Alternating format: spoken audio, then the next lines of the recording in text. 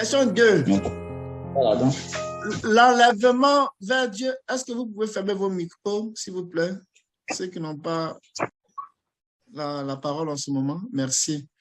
Question 2. L'enlèvement vers Dieu et son trône. L'enlèvement vers Dieu et son trône d'Apocalypse 12 est-il différent et se produit-il en des temps différents de l'enlèvement sur les nuées d'Un Thessaloniciens 4? Quelles sont les différences et les similitudes par rapport aux croyants sur leur présence sur la terre, sur leur autorité, sur le revêtement du corps glorieux par rapport à la grande tribulation? Bon, je mets un point d'interrogation. La sous-question. Dans l'enlèvement d'Apocalypse 12, y a-t-il une distinction à faire entre vers Dieu d'une part et vers son trône d'autre part? Démonstration à l'appui. Je pense qu'on a fait la question. So the question is the following. Is the rapture to God and his throne that we have in Revelation 12 different, and does it occur at a different time than the rapture in the clouds in 1 Thessalonians 4? What are the differences and similarities for the believer in terms of their presence on earth, their authority, the covering of the glorious body, and the great tribulation? And we also have a sub-question. Is the rapture in Revelation 12, is there a distinction to be made between caught up unto God on the one hand and caught up to his throne on the other? Demonstration in support. Hallelujah. Amen. This is what we'll call in English A-level questions. English A-level question. I don't know how to translate.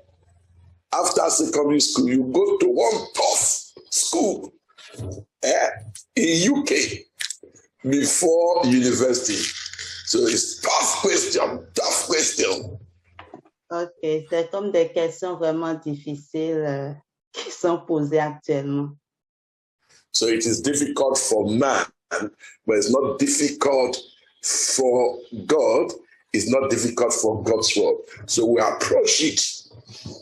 Donc, c'est une question, elle est difficile pour l'homme, mais elle n'est pas difficile pour Dieu. Elle n'est pas non plus difficile par rapport à la parole de Dieu. Donc, on va y faire face. So we'll come for the light God's word gives.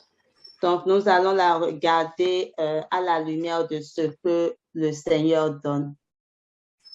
The second part of the question is textually correct. Donc, la seconde partie de la question est correcte, au fait. Textually correct. Textuellement correct. But the first question is not textually correct. Toutefois, la première question n'est pas textuellement correcte. But the sense is clear. Mais le sens est clair. There's a difference between caught up to God and being caught up to the truth. Donc, il y a une nuance entre le fait d'être enlevé vers Dieu, puis enlevé vers son trône. So that is clear. In Revelation chapter 12, verse 5, please read. Donc, cela est clair lorsque nous lisons dans Apocalypse 12, verset 5, et je lis. Elle enfanta un fils qui doit paître toutes les nations avec une verge de fer. Et son enfant fut enlevé vers Dieu et vers son trône. Amen. So God, comma, and then to the truth. Donc, vers Dieu, virgule, et vers son trône. The Lord did not make the sentence longer so that it will take us longer time to read.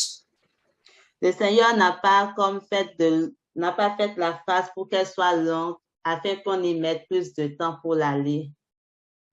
ordinarily, if we didn't say caught up to God, we say caught up to the truth. If you are caught up to the truth, you are caught up to God. Généralement, lorsqu'on dit que on est enlevé vers le trône, cela implicitement, c'est comme si on était enlevé également vers Dieu. But when we have a prophecy, any indication of punctuation, we stop and listen to God. Toutefois, lorsqu'on a une prophétie ou des indications, cela nous permet de pouvoir nous arrêter et prêter attention à ce que Dieu dit. Because sometimes there's a whole lot of difference in time, spanning years between one part of a sentence and the immediate part of the sentence following it. Parce que parfois, il peut y avoir comme tout un intervalle, même de plusieurs années, entre une première partie d'une phrase, puis le reste. So we would illustrate it with in the scriptures. So you know that when you read the Bible, you read it with a dependence upon God. It is not mental powers, but revelatory powers by the Spirit of God. Donc, on va illustrer cela avec les Écritures. Toutefois, lorsque nous lisons la Bible, nous la lisons avec une disposition selon laquelle nous dépendons de Dieu. Donc, ce n'est pas quelque chose au fait de l'intelligence humaine, mais c'est que nous dépendons vraiment de Dieu. Amen. La révélation de Dieu, pardon. Amen. Amen. Même chose. You depend upon God's revelation. All right. Now, example number 1. Premier exemple. Come with me to Luke chapter 4. Allons dans Luc 4. Luke chapter 4. Luc chapitre 4. Begin to read from verse 16. When I get there, I will tell you where to stop. On va commencer à le lire à compter du verset 16. Puis quand on arrivera à un point, je vais vous demander d'arrêter. Je lis. Luc 4, verset 16. Luke 4 from verse 16. Il se rendit à Nazareth, où il avait été élevé, et selon sa coutume, il entra dans la synagogue le jour du sabbat. Il se leva pour faire la lecture, et on lui remit le livre du prophète Ésaïe. L'ayant déroulé, il trouva l'endroit où il était écrit. L'Esprit du Seigneur est sur moi parce qu'il m'a oint pour annoncer une bonne nouvelle aux pauvres. Il m'a envoyé pour guérir ceux qui ont le cœur brisé, pour proclamer aux captifs la délivrance et aux aveugles le recouvrement de la vue, pour envoyer libres les opprimés, pour publier une année de grâce du Seigneur. Ensuite, Amen.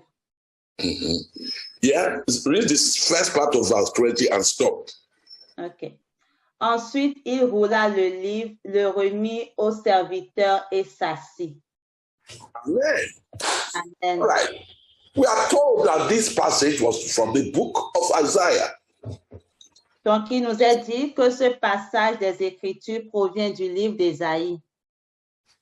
So we go to the place where he read from, Isaiah 61. Donc, nous irons dans ce passage-là d'où il l'a lu, donc Ésaïe 61. So read it from verse 1. Donc, je le lis à compter du verset 1.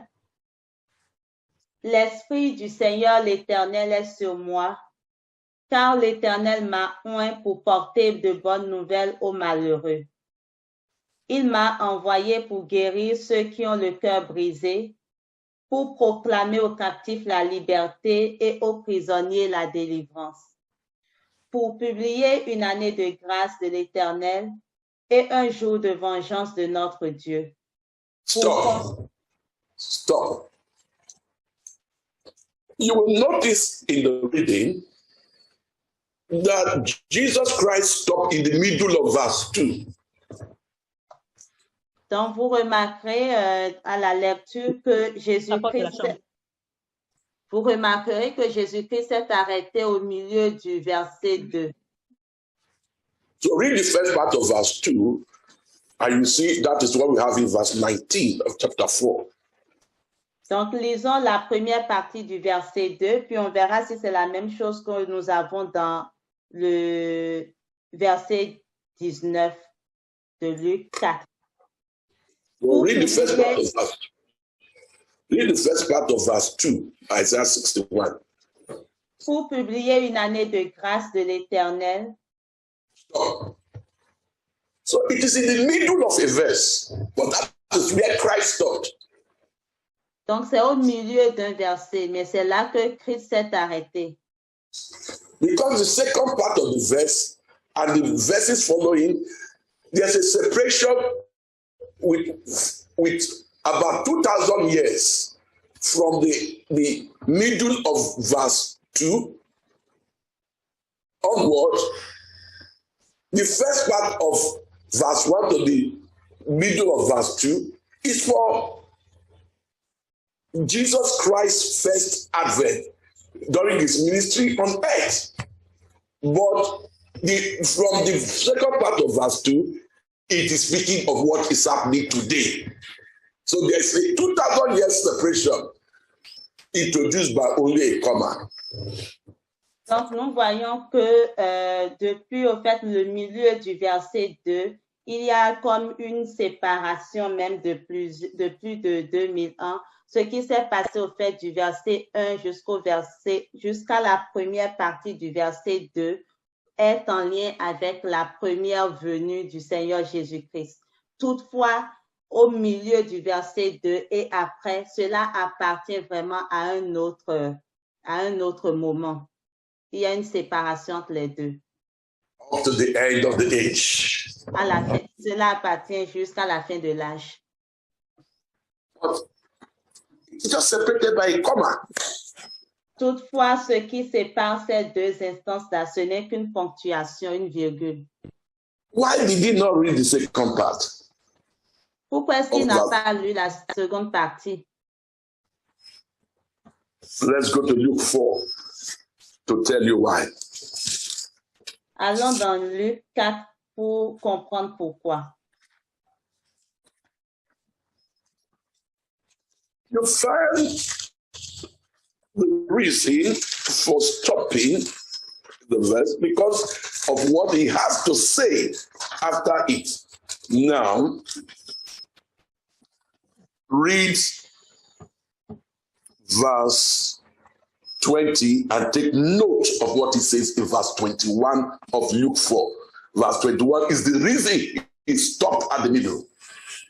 Donc, on va lire le verset 20, mais prenez note de ce qui est dit au verset 21, parce que le verset 21 est la raison pour laquelle il s'est arrêté au beau milieu, au fait d'un verset.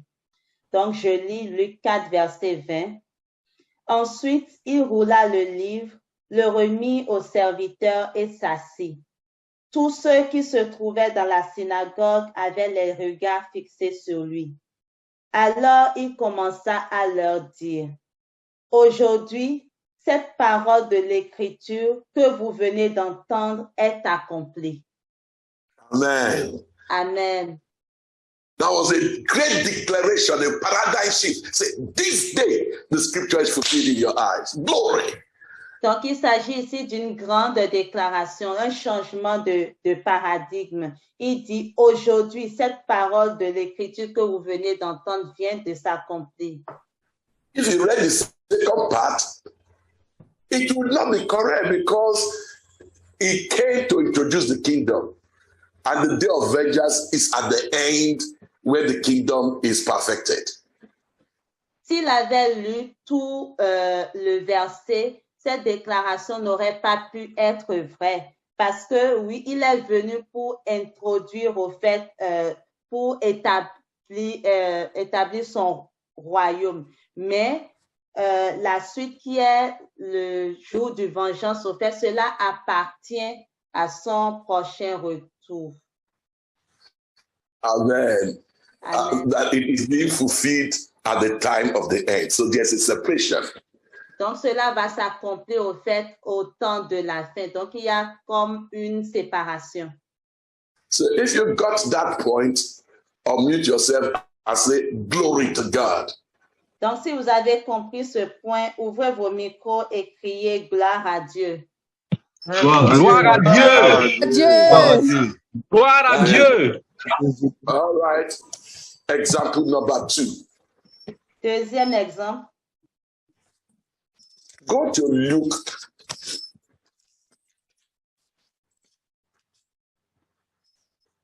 Allons dans Luc. So Luke chapter 1. Luc 1. I will start reading from verse 30, but we need verses 31, 32, 33. Donc, on va commencer à lire à compter du verset 30.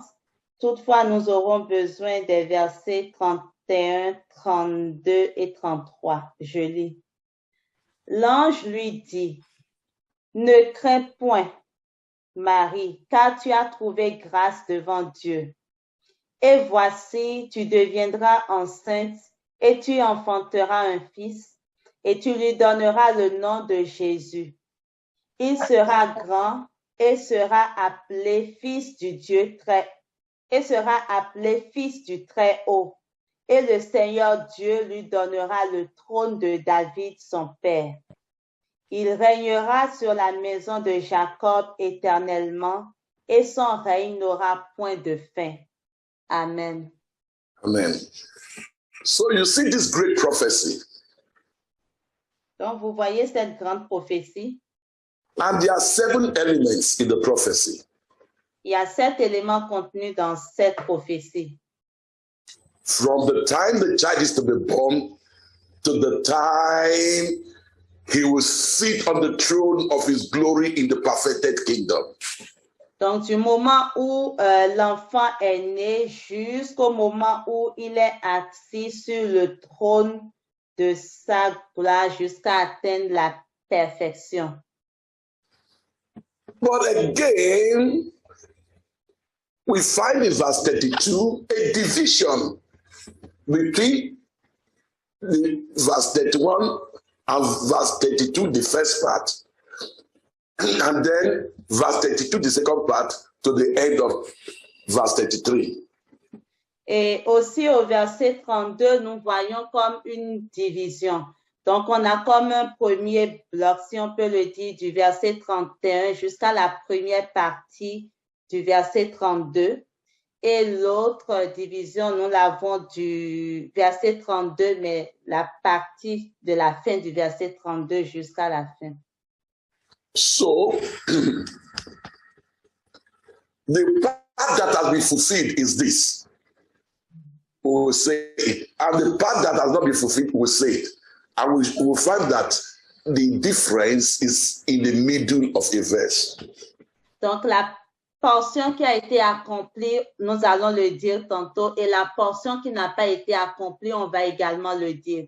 Toutefois, vous allez voir que la séparation entre les deux se trouve au milieu du verset.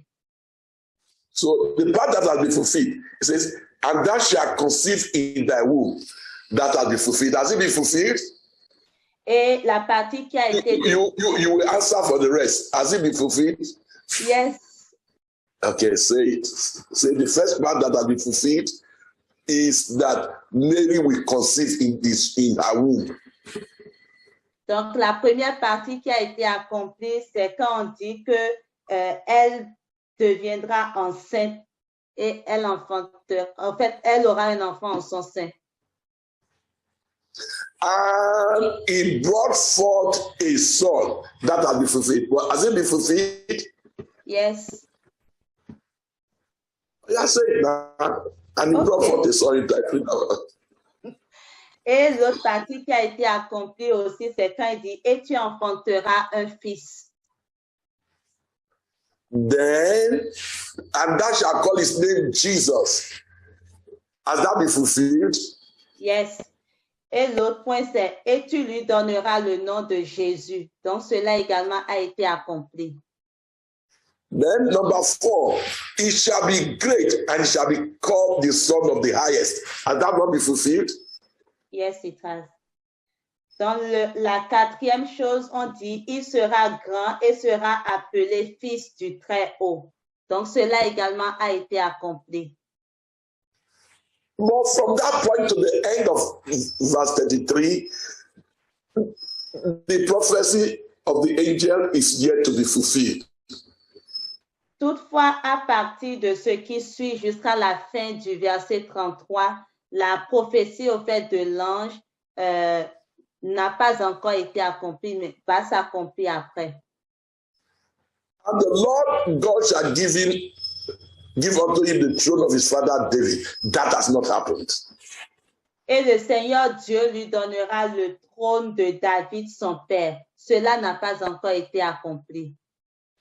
And he shall reign over the house of Jacob forever. That has not happened. Il régnera sur la maison de Jacob éternellement. Cela non plus n'a pas encore été accompli. And of course, and of his kingdom there shall be no end.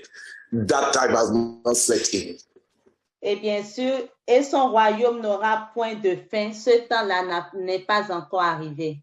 We know it will be, but it has not yet been set up. Nous savons qu'il en sera ainsi, mais actuellement, cela n'a pas encore été établi. So in the middle of verse 32, we find the first 4 parts fulfilled and the last 3 parts have not been fulfilled. Donc, au beau milieu du verset 32, nous voyons que les 4 premiers éléments ont été accomplis et les 3 derniers éléments n'ont pas encore été accomplis. So if you see and agree with this division of the prophecies into 2 parts, then unmute and say Hallelujah. Donc, si vous voyez que vous êtes d'accord également avec cette 2 divisions de la prophétie au fait de l'ange, ouvrez votre micro et dites Alléluia. Alléluia. Alléluia. Alléluia. Alléluia. Gloire à Jésus. Alléluia. Amen. Amen. All right. So we go back to the question. We just showed. We go back to verse 5. Donc, nous retournons au verset 5 d'Apocalypse 12. There is a comma. Donc, il y a une ponctuation, une virgule. And we find that the man-child was not caught up to the throne. He's still walking on earth. Et nous voyons que l'enfant mâle n'a pas encore été enlevé vers le trône. Il est toujours à l'œuvre en train d'œuvrer au fait sur la terre. Consider what is written in verse 13. Considérez ce qui est écrit au verset 13.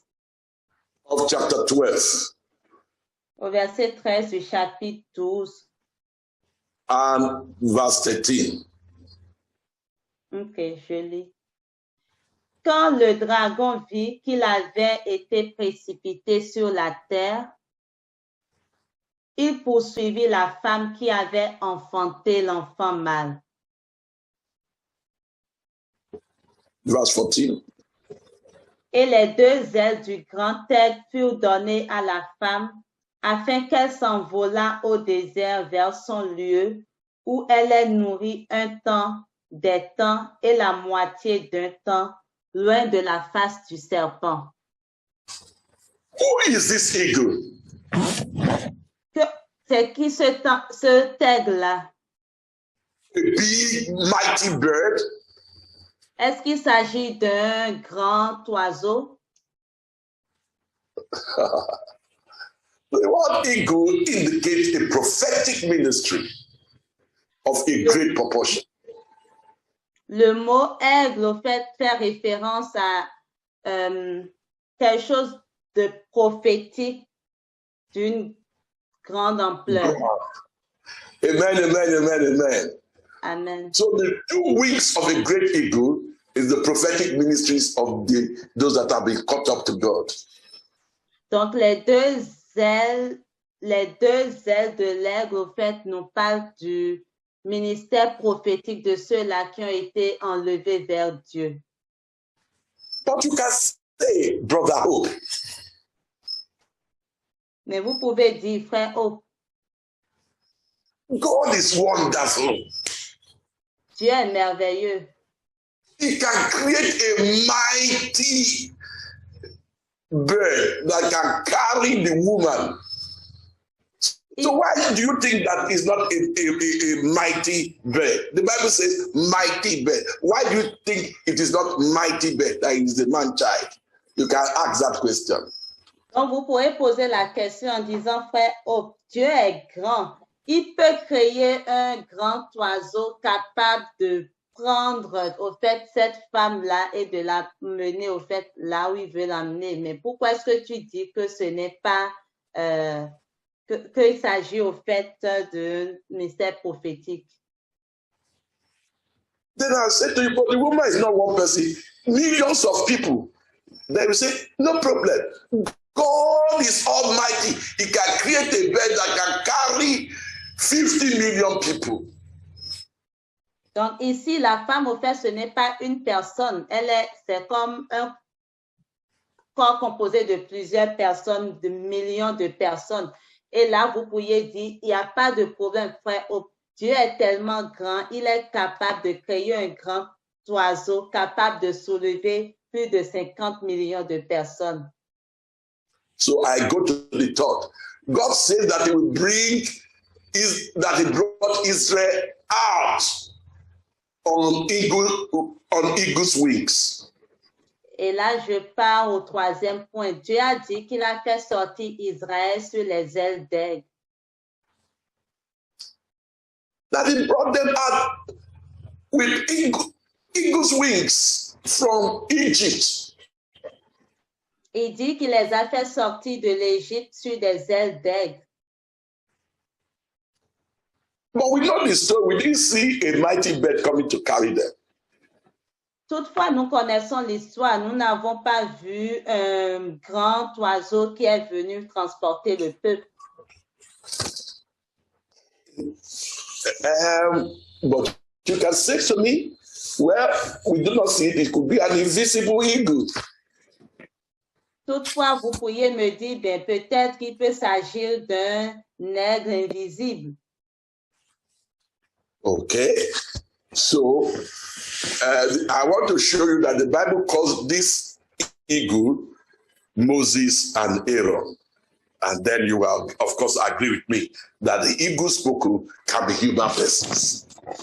Et je veux juste vous amener à voir que la Bible appelle ces deux aigles, les nomme au fait Moïse et Aaron. Et avec cela, je veux que vous compreniez que les aigles peuvent être des êtres au fait. So,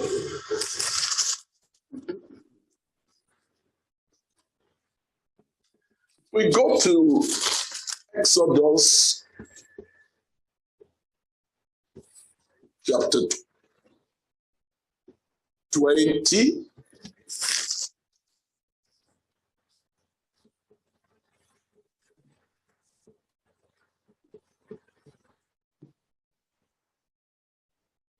Okay. See what is written there in verses 1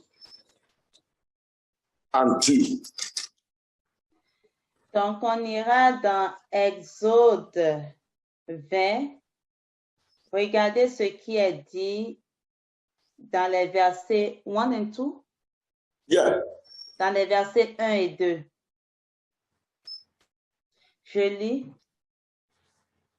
Alors Dieu prononça toutes ces paroles en disant, je suis l'Éternel ton Dieu, qui t'ai fait sortir du pays d'Égypte, de la maison de servitude. Amen. Amen. So here, God claims that he did it. Donc ici, Dieu, il déclare qu'il l'a vraiment fait. Come to chapter 19, verse 4. Revenons au chapitre 19, verset 4. Read it. Donc je lis. Vous avez vu ce que j'ai fait à l'Égypte et comment je vous ai porté sur des ailes d'aigle et amené vers moi. Amen. So he brought them on eagle's wings. Donc il les a apportés. So let's go to the book of Micah. Allons dans le livre de Michée.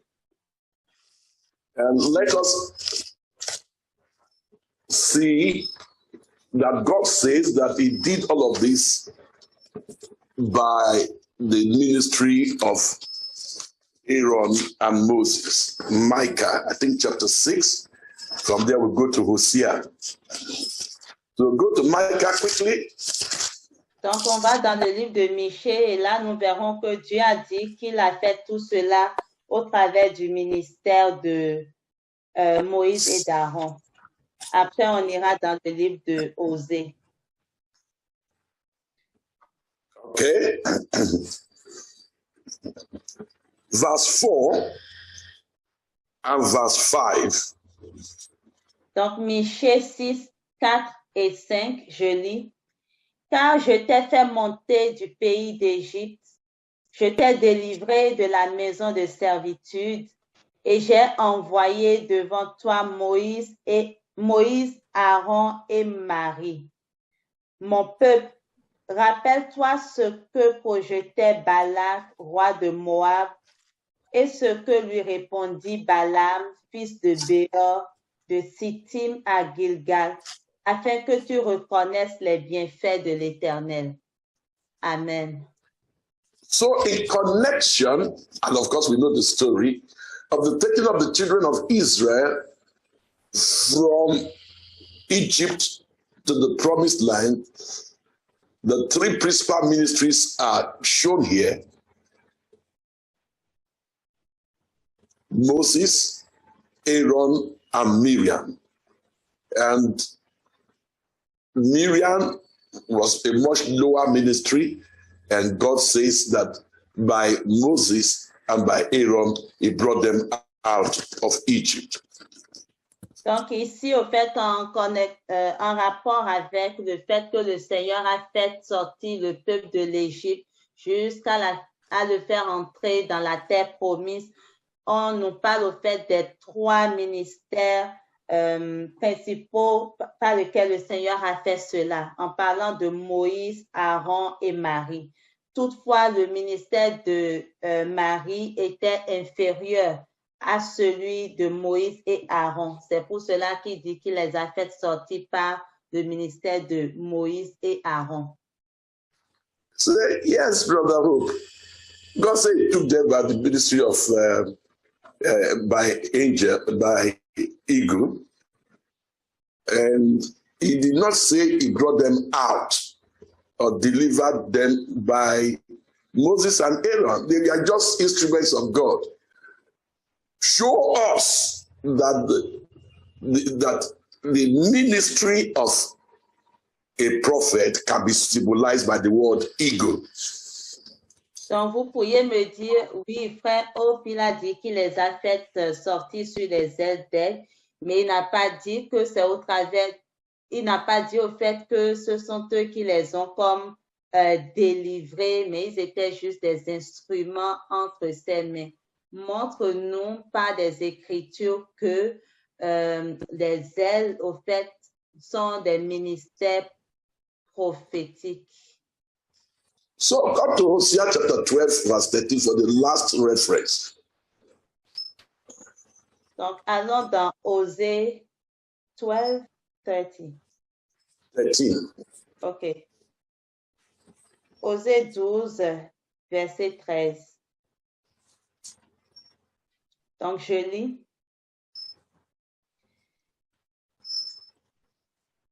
Jacob s'enfuit au pays d'Aram.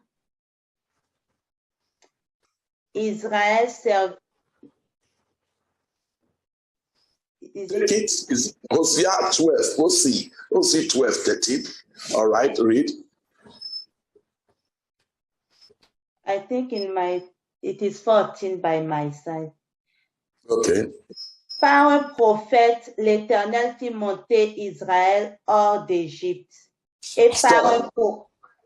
Yes, by a prophet, he preserved him. Yeah. So protect the ministry of a prophet, he took up, and by the ministry of a prophet, he protected them. Donc, par le ministère d'un prophète, il les a fait sortir, et par le ministère d'un prophète, il les a également gardés. So the prophetic ministry is many times symbolized by eagle. Donc, le ministère prophétique est symbolisé à plusieurs reprises par les aigles. And we notice the ministry of the eagles. We are for the protection. The 2 weeks of the great eagle, we are for the protection of the sun-clothed woman. Et nous avons remarqué que le ministère, au fait, de l'aile, au fait, c'est pour la protection de la femme qui est enveloppée du soleil. The ministry of Christ is sometimes symbolized as a great eagle, and the ministry of his principal servants is sometimes symbolized by the word eagle. Le ministère de notre Seigneur Jésus-Christ est symbolisé par celui du grand aigle, et le ministère des prophètes est symbolisé par celui des aigles. Amen. Amen. And the people of God always gather where the eagle ministry reveals Christ. Et le peuple de Dieu se rassemble toujours là où les aigles de Dieu, au fait, révèlent Christ. So we are eagle saints. Donc, nous sommes des aigles saints. You will see that we have spent much time talking about this because we want to show that the man-child still continues ministry towards his brethren. Vous verrez qu'on a passé beaucoup de temps à expliquer ces choses-là parce que vous verrez que l'enfant mâle, au fait, continue toujours à exercer le ministère, mais envers ses frères. But when the man-child has sat on the throne, he doesn't use this means to walk. Go back to verse 5. Toutefois, lorsque l'enfant mâle est établi sur le trône, il n'utilise plus ce ministère-là pour œuvrer. Retournons dans le verset 5. Apocalypse. Revelation 12. Revelation 12. Yeah. Et je lis. Yeah. Elle enfanta un fils qui doit paître toutes les nations avec une verge de fer. Et son enfant fut enlevé vers Dieu et vers son trône. Amen. So you see, when this man-child sits on the throne, he will break to pieces whole nations like the potter vessel. Donc, vous voyez, lorsque cet enfant mâle est assis sur le trône, il va comme briser toutes les autres nations, au fait. It's not this means of saying, eat God's word. I give you God's word, eat God. No, not with the ministry of rod, but with, the Bible says, with the rod of verse 5. With the rod of iron. Donc, au fait, une fois qu'il est établi sur le trône, c'est avec une verge de fer qu'il va pouvoir exercer sa domination. Read Revelation chapter 2. Lisons Apocalypse 2. Concerning the ministry of the man-child when he's already seated on the throne. Donc, cela concerne le ministère de l'enfant du fils mâle lorsqu'il est déjà assis sur le trône. So, in Revelation chapter 2, verse 27, okay, verse 26 and 27. Donc, on va lire Apocalypse 2, 26 et 27. Je lis. À celui qui vaincra et qui gardera jusqu'à la fin mes œuvres, je donne. Stop. He that overcomes and keeps my word to the very end. And it is at the end the word is given follows. Now read on.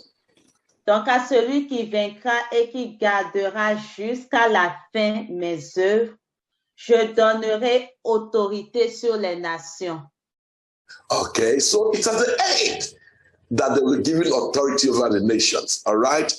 Donc c'est à la fin qu'on donne l'autorité sur les nations. So verse 27 tells you how they will use that authority. Et le verset 27 nous aide à comprendre comment cette autorité est utilisée. Je lis. Il les pètera avec une verge de fer, comme on brise les vases d'argile, ainsi que moi-même j'en ai reçu le pouvoir de mon Père. Amen. So the man-child has not got into the throne. He's not using the iron rod. He's giving them the food in the little book, the prophetic word. Glory! Donc, l'enfant mâle n'est pas encore parvenu au trône. Il ne se sert pas encore de la verge de fer. Ce qu'il est en train de faire actuellement, c'est de donner la nourriture au peuple en utilisant le petit livre prophétique. Someone will tell me, I've gotten that. So what is the purpose of being taught up to God? Donc, vous me diriez peut-être, OK, cela, je l'ai compris. Mais quel est le but au fait d'être enlevé vers Dieu? Is to be able to carry out some work of harvest, ministering to the protection of the woman, feeding the woman, stopping the dragon for building up the sea beast very fast. I know you have understanding. Donc, cela, c'est vraiment pour exercer au fait des œuvres comme la moisson, comme protéger également la femme au fait, la protection au fait de la femme dont il est question dans Apocalypse 12, ou arrêter également le dragon de pouvoir, comme arrêter au fait les manigances de la bête qui monte au fait de la mer. So what then is the difference between this one and the one in 1 Thessalonians chapter 4? Donc, quelle est donc la différence entre cela et ce que nous voyons dans 1 Thessaloniciens 4? It is important as we read the word of God to be very specific in the use of words, using only words that the scripture uses. Il est très important, au fait, lorsque on étudie la parole de Dieu, de veiller, au fait, à utiliser les mêmes mots que les Écritures utilisent. But fortunately, if we say that in 1 Thessalonians 4 they are caught up to the throne, there's no problem. Because we see in chapter 4, 1 Thessalonians, that it has to do with resurrection from the dead. Donc, lorsque on utilise au fait cela pour dire que, par exemple, dans 1 Thessaloniciens 4, ils ont été enlevés vers le trône, c'est correct parce qu'on voit que ici, il est question au fait de la résurrection d'entre les morts. The dead in Christ will rise up. I'm sorry, I didn't get you. The dead in Christ will rise first. Donc, les morts en Christ vont se relever premièrement. That's resurrection. Ça, c'est la résurrection. We who are alive and remain shall be caught up to them. Et nous qui sommes restés, qui sommes vivants, nous serons enlevés ensemble avec eux. That is called the art resurrection. The art resurrection. Et c'est cela qu'on appelle la résurrection d'entre les morts. Read Philippians 3:11 and see how the French Bible puts it. Philippians 3:11. 3:11. Donc, on va lire Philippiens 3:11 pour voir le thème qui est utilisé. Si je peux parvenir à la résurrection d'entre les morts. Yeah, that is for those who are alive and remain. That happens. They go into fullness of life without going to the grave. Donc, cette phrase, ça se rapporte vraiment aux chrétiens, au fait qu'ils sont restés, qui sont vivants et qui restent au moment du retour. Donc, ils ne passent pas par la mort physique, mais ils entrent au fait dans le changement en même temps. D'accord. Hallelujah. So that's the end of the second question. We've seen the differences. We've seen the similarities. We've seen why Elijah is not caught up to the throne, is caught up to God. Because what follows does not show him on the throne. It only shows him still walking. Donc, c'est ceci qui met fin à la réponse à cette deuxième question. Donc, nous avons vu les similarités, nous avons vu les nuances entre les deux et nous voyons que l'enfant mâle n'est pas enlevé vers le trône, mais il est enlevé vers Dieu parce qu'on le voit au travers des œuvres qu'il est en train de faire.